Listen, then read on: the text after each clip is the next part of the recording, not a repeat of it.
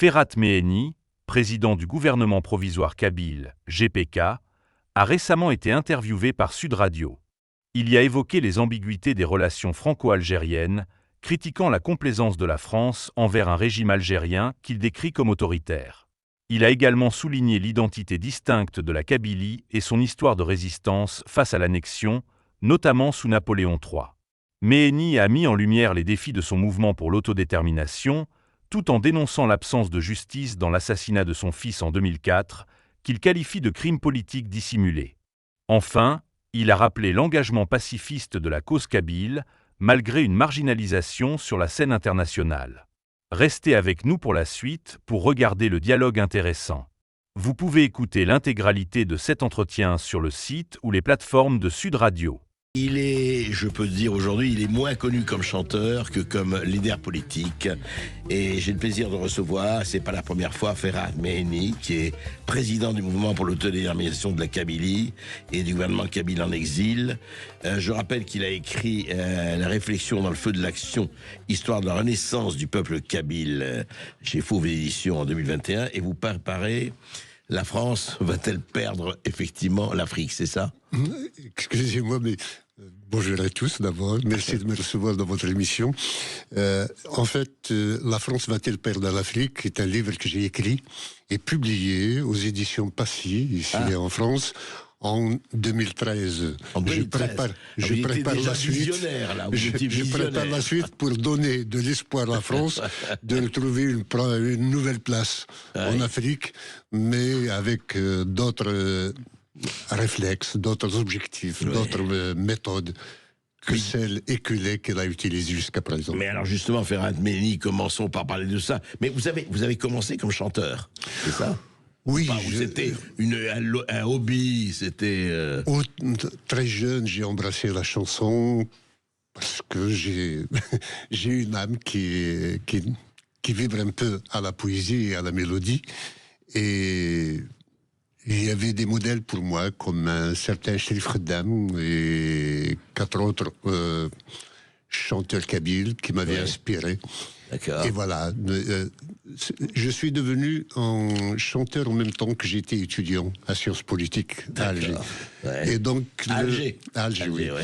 Et donc le chanteur était fortifié par des études du jeune homme et l'homme politique se fortifie à travers la chanson également. Voilà. Mais ça me paraît de bons fortifiants, ça, de part et d'autre. Peut-être que la chanson restera plus, on se demande en général, c'est l'art, la politique, c'est beaucoup plus difficile, mais beaucoup plus, très intéressant aussi, l'art du relatif. Mais alors justement, je voudrais revenir à ce livre que vous aviez écrit il y a 10 ans et dont vous êtes en train d'écrire la suite. Mais est-ce que ce n'est pas, alors je vous pose la question tout de suite, est-ce que ce n'est pas trop tard? Parce que depuis quelques années, et vous avez vu ce qui s'est passé au Burkina Faso, au Mali ou ailleurs, enfin on ne va pas détailler tout cela, il nous faudrait des heures, mais on a l'impression qu'aujourd'hui, que face à la Chine, à la Russie, au Brésil et à d'autres pays, sans parler des États-Unis, on a l'impression que la France a perdu l'Afrique. Effectivement. C'était bien ma lecture des événements et des signes avant-coureurs qui étaient devant nous en 2013. Et j'avais également fait un autre livre qui revisitait un peu la colonisation, et celui-ci n'est que la suite, celui de La France va-t-elle perdre l'Afrique, n'est que la suite du siècle identitaire. Et je crois que nous en avons parlé, vous m'avez reçu chez vous. C'est le problème de la décolonisation a été mal fagoté. Personnellement, je suis quelqu'un qui voit la colonisation comme étant la base, la pierre angulaire de la mondialisation. Je ne me limite pas à ce que tout le monde exhibe en général, c'est-à-dire les atrocités, la soumission des peuples, la violence. J'essaie de lire le sens de l'histoire. Qu'est-ce que la colonisation? La colonisation a été impulsée par le développement de la machine à vapeur, de l'industrie du textile et autres, qui appelé l'extension des marchés, l'expansion des pays pour avoir des marchés, et on a la colonisation. Avec ses atrocités, Et dans le monde entier, l'Espagne, voilà. le Portugal, Mais, etc., tout le monde. En fait, en colonisant, on mondialisait aussi bien le type de vie commune. Aujourd'hui, le monde entier a le smartphone, a l'ordinateur, s'habille pratiquement presque tous de la même façon. On rêve de la même façon globalement. Donc c'était cela la mondialisation. Par contre, la décolonisation a été ratée. Les pays coloniaux, les métropoles coloniales, se s'étaient rendu compte qu'ils ne pouvaient pas gérer à partir de leur siège l'ensemble de ces espaces, de ces vastes espaces. Et donc, il fallait décoloniser. Malheureusement, la décolonisation a été faite de manière bâclée en fonction des intérêts de la courte vue du moment. Et c'est bien qu'on a fait des pays cocktail Molotov, si vous voulez. C'est-à-dire, vous voulez dire que les pays nouvellement indépendants arrivés à l'indépendance étaient comme autant de bombes à retardement. Autant de bombes à retardement en général. Il y en a qui peuvent encore échapper à cela, mais disons que le monde est mal fait, et vous voyez que depuis ce qu'on appelle les indépendances, l'ensemble des violences et des déstabilisations qu'il y a à travers le monde se passe dans ces pays-là. Et la lutte entre le bloc de l'Est et le bloc de l'Ouest à partir de Yalta se passait par pays interposés dans ces zones qu'on appelait à l'époque tiers-monde. Ce qu'on appelle la guerre par procuration. Voilà. Aujourd'hui, il y a des centaines de peuples qui sont prisonniers de carcans d'États, de frontières qui ne sont pas les leurs. Plusieurs peuples sont traversés par des frontières, alors que c'est le même peuple qui est divisé en 4, 5, 6 pays généralement. Et puis d'autres, comme la Kabylie par exemple, se retrouvent avec d'autres peuples et avec lesquels il est censé... frontières, mais enfin... voilà, nous sommes dans un pays concentrationnel de peuples. Voilà. Et où chacun cherche à dominer les autres. C'est-à-dire que le pouvoir, la démocratie, est anéantie dans ces pays-là dès lors que les élections ne se passent pas sur la base du programme politique, mais sur la base d'appartenance ethnique en général. Tribal, ethnique et autres. Voilà.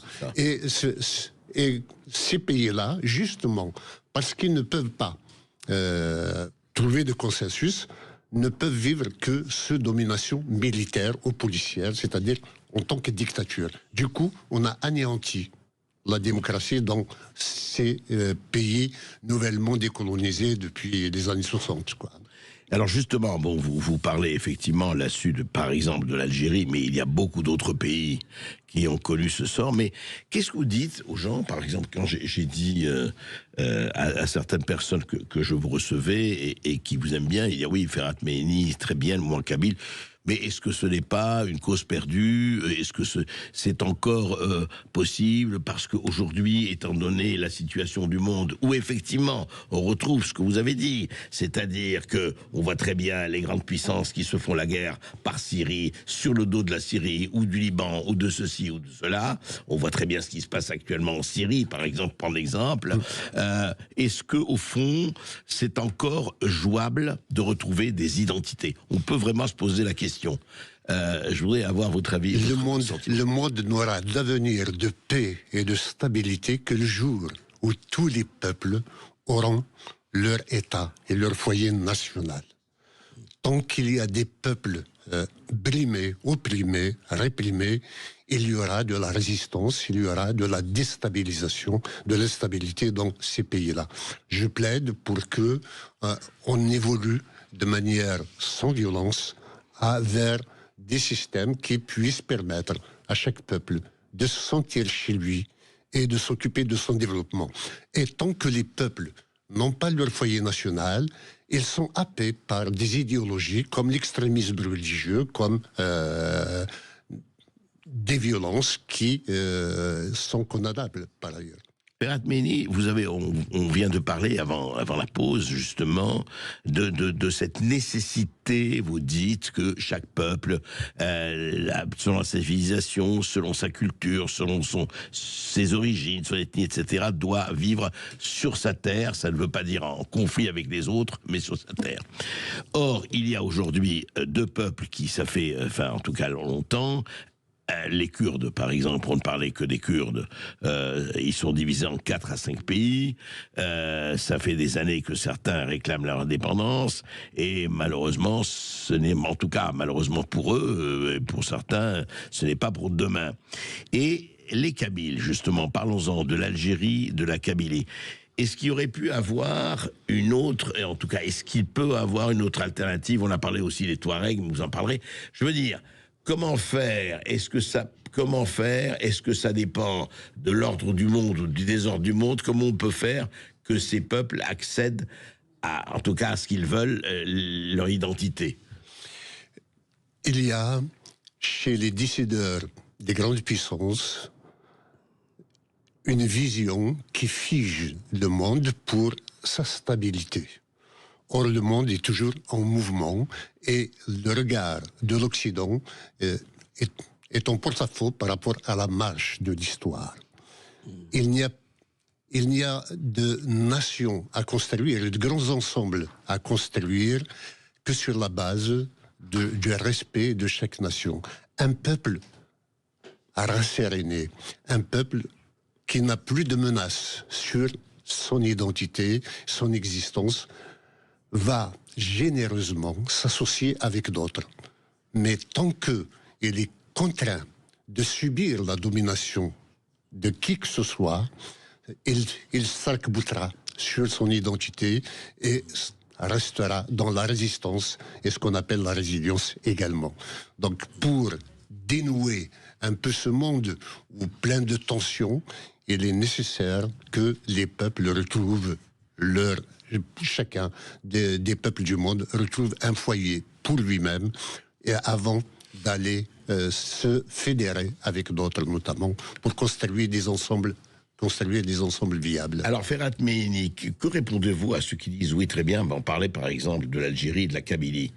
Vous dites oui, les gens m'ont dit ça, voilà, on respecte beaucoup Ferhat Mehni, on l'aime bien en tant qu'être humain, en tant que ce qu'ils disent, mais il dit, mais la Kabylie, m'a-t-on dit encore une fois, fait partie de l'Algérie, parce qu'à ce moment-là, qu'est-ce que vous diriez, vous Français, si les Bretons, ou les Corses, ou les Alsaciens veulent reprendre leur indépendance et disent, attendez, nous avons une culture, nous avons une civilisation, nous avons une culture, pourquoi on resterait avec la France? Comparaison n'est pas raison. Le fait d'assimiler des Kabyles aux Bretons, aux Corses ou aux Alsaciens me paraît réducteur. D'abord, en termes de nombre, les Kabyles font quand même le quart de l'ensemble de l'Algérie. En population, vous voulez dire? En termes de population. Deuxièmement, la Kabylie était un État indépendant, alors que l'Algérie n'existait pas. Donc, revenir... Oui, la Kabylie existait, non mais il faut le dire, parce que ça, personne, ou presque personne ne le sait. Vous dites que c'était un État indépendant, la Kabylie. La Kabylie est attestée en tant qu'État, en tant que structure sociopolitique organisée depuis le témoignage d'Amien Marcellin, qui est un historien romain, au IIIe siècle. D'accord, avec carrément. Donc depuis 2 millénaires, la Kabylie était déjà constituée en tant que nation. Et d'ailleurs, la France, quand elle a conquis tous les territoires qu'elle allait appeler à partir de 1839 l'Algérie, la Kabylie n'en faisait pas partie. Il y avait coexistence entre l'Algérie et la Kabylie. C'est MacMahon qui, pour sa promotion, avait convaincu Napoléon III d'annexer la Kabylie, alors que l'esprit le plus brillant de l'Assemblée nationale française de l'époque, Alexis de Tocqueville, militait pour l'indépendance de la Kabylie à l'époque. Donc, et depuis, de toute façon, quand la France a annexé la Kabylie, c'était pour le malheur de sa colonisation. Parce que, à partir du moment où la Kabylie était annexée, elle a toujours œuvré à décoloniser. Et c'est grâce à la Kabylie qu'il y a eu la guerre d'Algérie et qu'il y a eu décolonisation. Pour le malheur des Kabyles eux-mêmes et de la Kabylie. Autant l'annexion de la Kabylie a fait le malheur de la colonisation française, autant la guerre d'Algérie a fait le malheur des Kabyles, puisqu'ils sont partis, ils voulaient sortir d'un colonialisme français, ils sont tombés dans un colonialisme militaire algérien. Mais oui, c'est ça, vous dites que les Kabyles étaient à l'avant-garde de la lutte contre la colonisation française. Je pense que si la Kabylie n'avait pas été annexée, il n'y aurait jamais eu de guerre d'Algérie, ni de décolonisation de l'Algérie. Écoutez, c'est intéressant ce que vous dites. En tout cas, vous apportez effectivement cette analyse. Mais alors aujourd'hui, bon, ça s'y est passé, l'histoire s'est passée. Aujourd'hui, nous sommes en train de réinventer le mouvement de libération nationale. Celui qu'on a connu à travers le monde dans les années 40, 50, 60, oui, a été un mouvement violent. Nous avons pris nos précautions et notre décision d'être pacifique. C'est-à-dire d'en référer au droit international, au droit des peuples à l'autodétermination et au système, au régime démocratique, à la promotion des valeurs de démocratie et de liberté, de respect des droits de l'homme. Voilà sur quoi nous nous basons pour avancer. Et dans tous les cas, la Kabylie a tout fait pour être algérienne.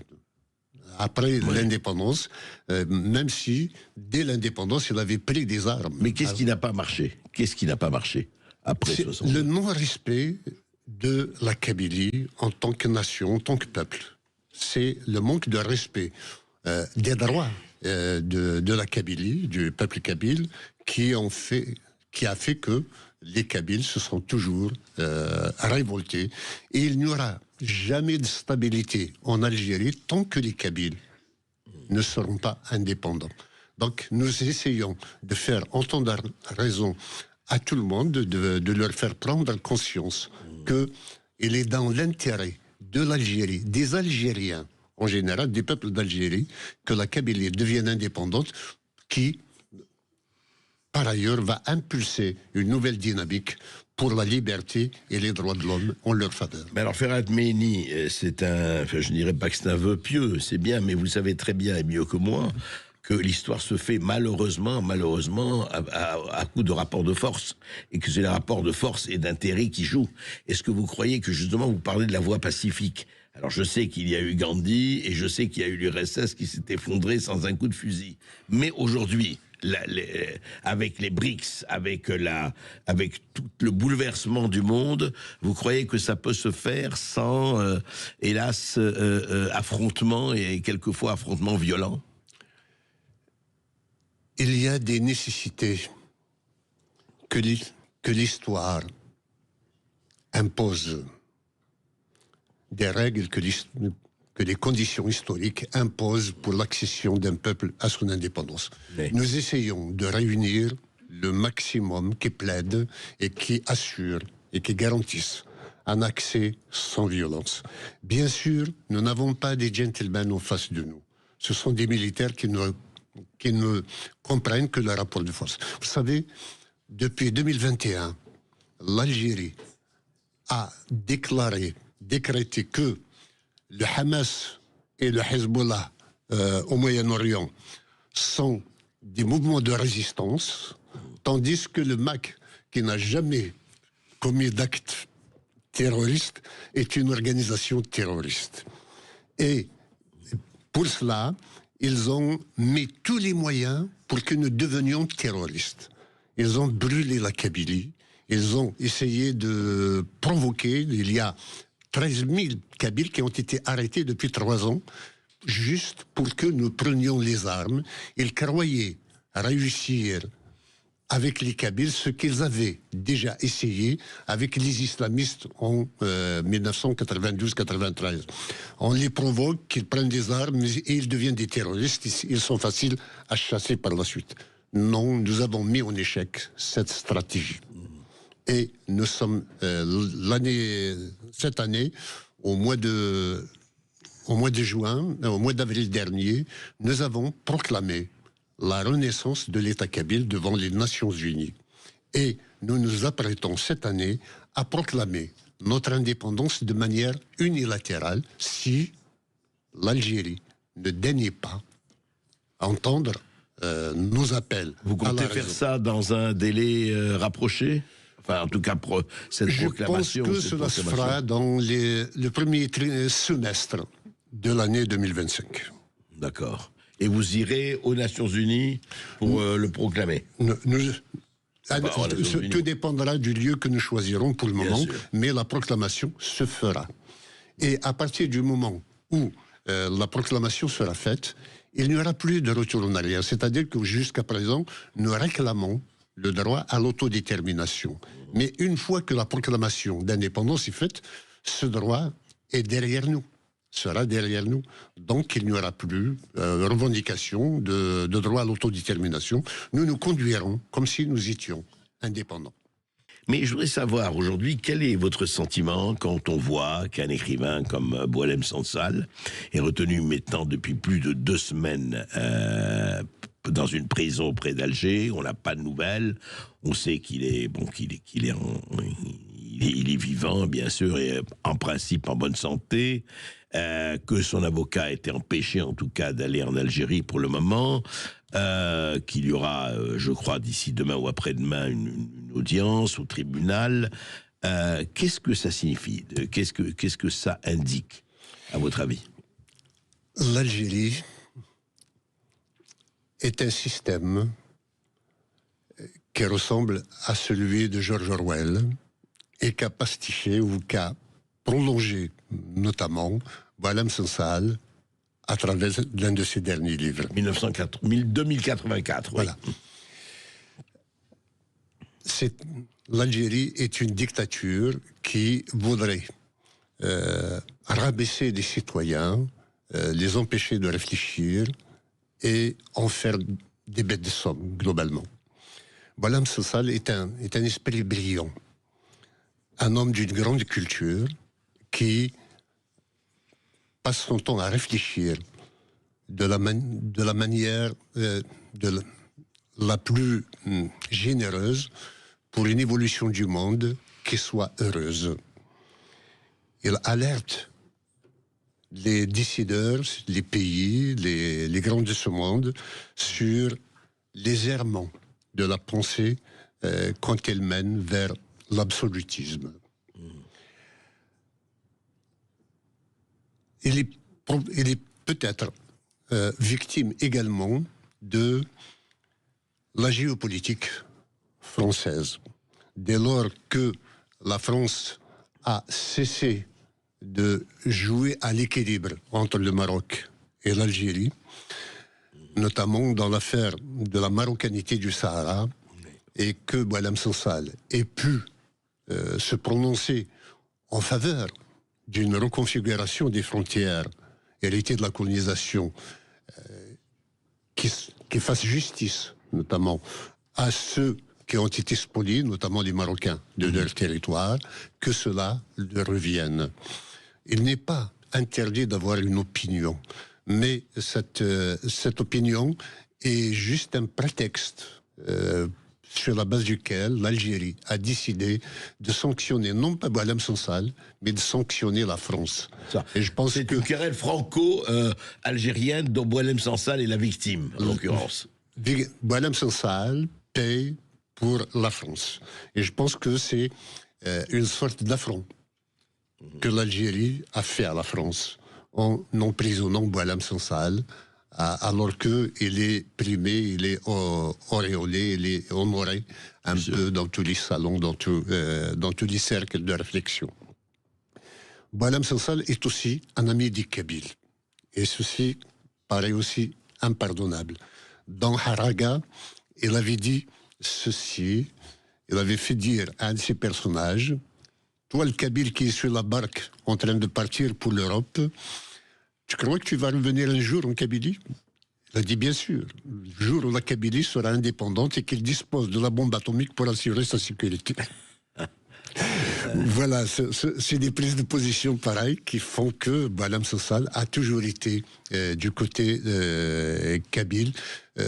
Et il pensait que, il pense toujours que la Kabylie est une chance pour l'Afrique du Nord en général et pour l'Algérie ensuite, parce que c'est un modèle de démocratie, de liberté, de respect des droits de l'homme et d'un dynamisme économique particulier. Voilà. Donc, et effectivement, alors actuellement, oui. je continue. Actuellement, elle est dans la même prison que tous les prisonniers politiques kabyles. Il y a dans la prison où il est actuellement, là près d'Alger, là, oui, à Koléa, il y a plus de 150 prisonniers politiques kabyles qui sont avec lui.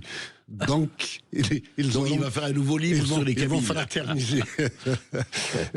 J'espère que l'Algérie, suite à l'effondrement du système syrien, qu'ils prennent conscience de l'impasse dans laquelle l'Algérie est, et que ce pouvoir qui la dirige en vienne à libérer tous les prisonniers politiques, à rétablir les libertés fondamentales et démocratiques et entame des négociations pour une gouvernance globalement démocratique et que la Kabylie puisse négocier son statut, son droit à l'autodétermination dans de bonnes conditions.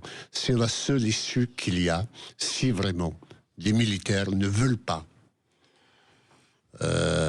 des lendemains qui soient néfastes, qui déchantent pour eux surtout. Mais Ferhat Mehini, vous comparez quand même, paraît difficile de comparer le régime syrien de Assad avec le régime algérien. L'Algérie, en tout cas, tout se passe comme l'Algérie, est quand même nettement plus solide que le régime syrien. Nullement. Vous ne pensez pas? Nullement. Non. Le régime de Syrie était aussi solide, voire plus solide que le régime algérien. C'est le fait qu'il y a une coalition, qu'il ait eu une coalition internationale contre lui, qui l'avait fragilisé. Il est probable que tous ceux qui avaient fait, à un moment donné, le front de fermeté contre Israël et contre le monde occidental à l'époque, il y avait Kadhafi, il y avait Saddam Hussein, il y avait le Yémen, il y avait la Syrie et l'Algérie. Bon, il ne reste que l'Algérie aujourd'hui. Donc, et l'Algérie constitue une terrible menace sur aussi bien la France que l'Europe, que toute l'Afrique qu'elle veut régenter. L'Algérie, les militaires algériens estiment que ils sont une puissance moyenne qui peut régenter pas seulement l'Afrique du Nord, mais l'ensemble de l'Afrique. Et c'est l'Algérie qui a aussi bien manœuvré pour déstabiliser Areva, la France dans le Sahel en général, avec la création d'AQMI et les enlèvements. Al-Qaïda au Maghreb islamique. Exactement. Et c'est l'Algérie qui a fait introduire, qui a autorisé le survol de son espace aérien pour les Wagner, pour s'installer au Sahel. Donc l'Algérie actuellement est le plus grand pays d'Afrique en termes de surface, et je pense que la menace qu'il constitue pour le monde, pour la sécurité et la stabilité du monde, est immense, et que dans ce cas-là, seule l'émergence d'une Kabylie indépendante pourrait rétablir des équilibres et faire en sorte que des valeurs de paix et de liberté puissent s'instaurer convenablement. Est-ce que ce qu'on a appelé, pour rester sur l'Algérie, la décennie noire, c'est les années 90 avec le Front islamique du salut, avec les massacres qu'il y a eu pendant presque 10 ans, etc. Est-ce que ça a laissé, et même vis-à-vis de la Kabylie, etc., est-ce que ça a laissé une trace indélébile? Est-ce que c'est encore présent, en tout cas dans les consciences? Écoutez, la guerre, soi-disant menée pendant plus de 10 ans, ce qu'on appelle la décennie noire, a plutôt tué des Kabyles. En tous les cas, tous les intellectuels, 80% des intellectuels assassinés au nom du terrorisme à l'époque sont des Kabyles. Et à travers tout le pays, on assassinait, mais on enterrait surtout en Kabylie. Donc c'est une décennie. Mais ce n'était pas qu'une guerre contre les Kabyles. Voilà. Et je peux ajouter aussi le fait que durant les premières années de terrorisme, il y avait des annonces dans la presse algérienne. Échange villa 10 pièces contre un appartement de 3-4 pièces à Tizi Ouzou en Kabylie. Donc vous voyez, à l'époque c'était la Suisse. La Suisse de l'Algérie, globalement. Et ce n'est qu'à partir du moment où il y a eu accord entre le front, l'armée islamique du salut, en 97, et l'armée algérienne, que le terrorisme, magiquement, s'est déplacé en Kabylie, et il était allogène, il n'était pas endogène. C'était un terrorisme importé en Kabylie et entretenu par, généralement, la gendarmerie et les services algériens. Mais ce qui a fait que la Kabylie a plutôt sauté du bateau algérien, globalement, au moins symboliquement, c'est le fait que en 2001, il y a eu le printemps noir, quand l'armée algérienne, des services algériens, ont tiré sur des manifestants pacifiques et ont fait 150 morts, 6000 blessés, dont 1200 handicapés à vie. C'est à partir de là que nous avons décidé que la rupture du contrat symbolique qu'il y avait entre la Kabylie et l'Algérie était rompue. Donc nous avons entamé notre chemin de croix pour la reconnaissance. Donc ça fait plus de 20 ans maintenant que... Voilà, ça fait plus de 20 ans. Et pour vous, c'est irrémédiable, ça ne peut pas être retissé. Ces liens entre Kabylie et Algérie, je parle du point de vue de... Ce serait bien pour tout le monde que la Kabylie ne retourne pas en arrière. C'est dans l'intérêt des Algériens et de la Kabylie aussi, et je dirais même de la Méditerranée et de l'Afrique du Nord en général. Et alors, du point de vue, alors retournons au pays que vous habitez, où vous êtes là depuis tellement longtemps maintenant, et je vous ai venu en réfugié politique au départ, je pense, et il s'est passé ce qui s'est passé. Est-ce que, au fond, je reviens à la case départ, mais on avait commencé à en parler, comment la France, vous dites que je ne vais pas préempter votre livre, mais comment la France peut retrouver des positions que tout se passe comme si, là aussi, c'était irrémédiablement perdu. Enfin, vraiment, on ne s'en réjouit pas, loin de là. Mais actuellement, force est de constater que le nombre de pays d'Afrique française, de l'ancienne AOF, etc., où ils n'ont même plus envie de nous voir, presque jusqu'au Sénégal bientôt et autres, il y a quand même un problème majeur. Pourquoi d'abord, et comment on peut en sortir par le haut? La France, plutôt, est condamnée à retrouver, à réarmer son appétit impérial ou de disparaître. Ah, carrément, ça c'est intéressant. Retrouver son appétit impérial ou disparaître. Absolument. D'accord. Sauf que l'appétit impérial ne sera plus celui de la violence, ne soit plus celui de l'exploitation des autres, mais plutôt de continuer à reconfigurer le monde comme il l'a configuré. Celui qui existe aujourd'hui à travers l'Afrique, c'est de son rôle de réparer également les injustices et les torts qu'il a occasionnés là-bas en enfermant des peuples dans des frontières qui ne sont pas les leurs. Voilà. Donc la France peut aider à reconfigurer le monde à travers le soutien au droit à l'autodétermination des nations constituées déjà à travers l'histoire et qui veulent... Vous voulez dire plutôt soft power, comme on dit en Amérique, c'est-à-dire par des moyens pacifiques, enfin des moyens qui ne soient pas des moyens d'affrontement violent. Pas des moyens d'affrontement violent, mais de soutien, au moins, au mouvement qui se revendique de la liberté et de la démocratie.